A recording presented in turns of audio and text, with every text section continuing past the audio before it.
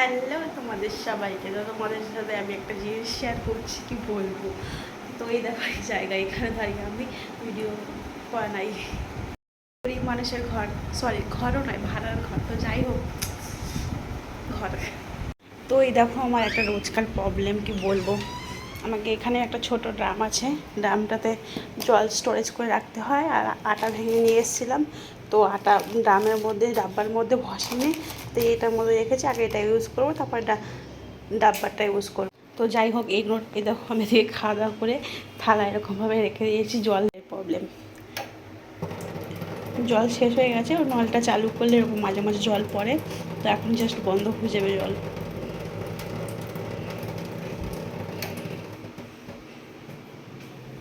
তো এই দেখো, এটা চালু ছিল, বন্ধ করলাম। তো এখানে আমাকে একটা ডাব্বা দুটো বাকেট স্টোরেজ করে ধরতে হয়, নাহলে জলের একটু অসুবিধা। এই আমার রোজ প্রবলেম ফেস করতে হয়, আর কি বলবো।